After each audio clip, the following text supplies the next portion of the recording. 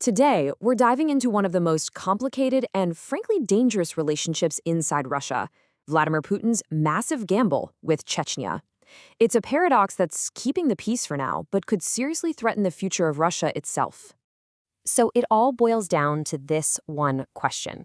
After two absolutely brutal wars for independence, how on earth has the Kremlin kept a lid on Chechnya? Well, the answer is kind of stunning. He does it by outsourcing control. Yeah, you heard that right. Putin lets one man, Ramzan Kadyrov, run Chechnya with a level of freedom that is just unheard of anywhere else in the Russian Federation. Okay, let's really get into this. To get some peace after those bloody wars, Putin essentially made a deal. He handed Kadyrov almost unlimited power in exchange for one thing: loyalty. But this deal has created a sort of state within a state, and it's built on three pillars that are actively chipping away at Moscow's authority. First up, and this one's a biggie, is the law. Kadyrov has pretty much been given the green light to set up his own legal system that runs alongside, and often completely against, Russian federal law. And right here, you see the contradiction in black and white. On one hand, Russia's constitution says loud and clear that it's a secular state where federal law is king. But on the ground in Chechnya, it's a whole different story. Kadyrov basically governs with his own mix of Islamic law and traditional customs. And look, this isn't just a symbolic thing. It has real-world consequences every single day. We're talking about women getting harassed by state officials for not wearing headscarves, restaurants being forced to shut down during Ramadan, and even violent blood feuds taking the place of actual court cases. Religion is literally written into the law there, flying in the face of the Constitution. So, as the Central Asia Caucasus Institute puts it, Putin has basically traded legal control for quiet. He's given up the government's monopoly on law just to keep a lid on any more separatist trouble. All right, let's move on to the second pillar, because this is where it gets even more wild. Kadyrov doesn't just have his own laws, he's got his own private army to enforce them, which completely shreds the idea that the state has a monopoly on force. They're called the Kadyrovtsies. Now, on paper, they're part of Russia's National Guard, but in reality, let's be honest, their loyalty isn't to the Kremlin or to Russia. It's to one man and one man only, Ramzan Kadyrov. It's his personal army. And here's the kicker. Where does the money come from? Moscow. Russia sends billions to Chechnya every year. A huge chunk of that cash goes to paying the salaries of the very same militia that Moscow doesn't really control. I mean, think about it. Putin is literally bankrolling a private army. And in Ukraine, you can really see them in action. They operate like a shadow army, giving Putin more troops for the war. There are even these chilling reports that they've been used as barrier troops, meaning they're there to execute any Russian soldiers who try to desert or retreat. You know, the absolute chaos of the war in Ukraine is the perfect environment for a force like the Kadyrovtsi to really thrive. They operate in the shadows, their power grows, and their loyalty stays laser-focused on the man who pays them, not the state. Now, you might be thinking, hey, isn't this just like the Wagner Group?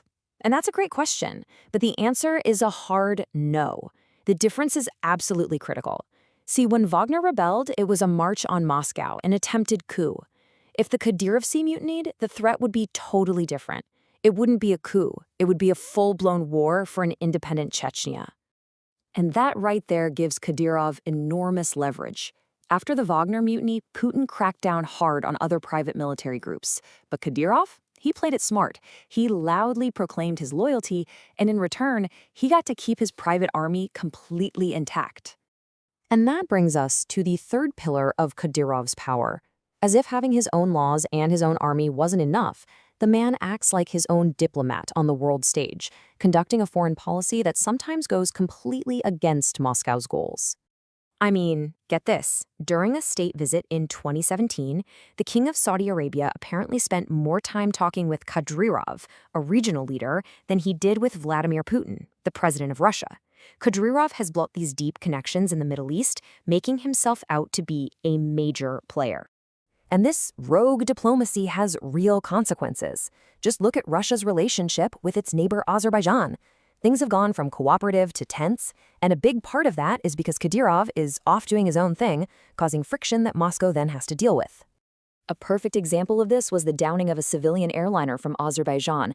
When some of Kadyrov's own relatives were supposedly implicated, what did he do? He reportedly protected them, totally defying Moscow's authority during a major international incident. He proved that in his territory, his law is above federal law. Okay, so let's recap. A separate legal system, a private army, and a rogue foreign policy. So the big question is, what does this all mean for the future of Russia? Is this a deal with the devil? Well, the biggest danger is the precedent it sets. Think of it like a domino effect waiting to happen. You have other republics in Russia, like Tatarstan and Bashkortostan, that have their own strong identities. You can bet they're watching Kadyrov's success and thinking, hey, maybe we can get a deal like that too. And here's the real problem for Putin. He's trapped. If Kadyrov's loyalty ever starts to wobble, Moscow's options are all terrible. A military intervention? Too expensive, and the army's busy in Ukraine. Cut off the money? You risk total chaos. Back a rival? Kadyrov has gotten rid of them all. And that brings us right back to the central paradox. To stop Chechnya from breaking away from Russia, Putin has created a version of Chechnya so powerful and independent that it now threatens the long-term survival of Russia itself. For the rest of the world, understanding these cracks in the system is so important. It shows that Russia's image of a strong, centralized state is really built on these fragile personal deals. These are vulnerabilities, and they show a system that's way less stable than it looks. Which leaves us all with one final massive question. Putin's gamble bought him short-term peace in a region that was tearing itself apart.